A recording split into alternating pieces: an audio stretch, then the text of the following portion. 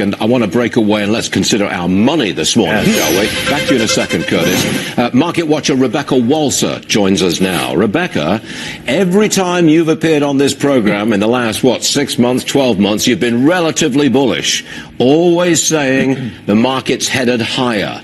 But now, I believe, you're saying we're going to turn lower. Is that correct? Well, Stu, it's hard to face the headwinds of China and not expect some pushback. So, yeah, I think we're expecting a lot of pushback, yeah.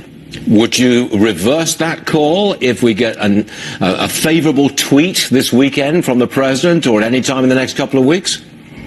Well, it's so funny. I was watching the market yesterday, and as soon as he started talking in the press conference, that we went off of our low and we went up, quite a bit. So we came off the low, and today we're positive on the future. So, anytime he talks and he sort of assuages, investors and sort of calms the waters and says everything's he threw Yahweh in there yesterday as maybe a potential negotiating tactic, which I think the market liked. So, we just need him to keep tweeting and talking and telling us everything's going to be fine. But this is a headline-driven market. All asset classes respond to headlines. I mean, oil was responding to a headline just the other day, and so is the market all the time.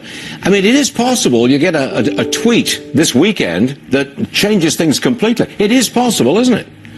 It is, especially with this whole Brexit thing that you just mentioned, Theresa May stepping down, all the elections. It's a lot of stuff going on geopolitically, Stu. A lot of stuff is going on.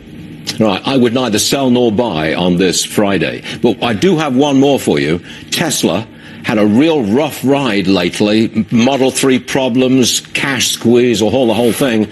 But I think, again, you like Tesla. You think that Musk can pull it all out of the hat, right?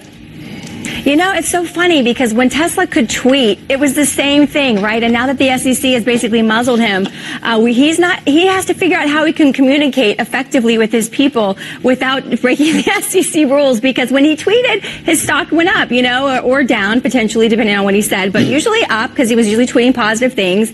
And obviously, this week with China and their, with Shanghai and their major factory they're building over there, the Model 3, the issues, they have headwinds. And so we're going to have to figure out how Musk can get his positive message out without breaking the SEC requirements. Well, look, the stock's around $200 a share. Would you buy it at $200?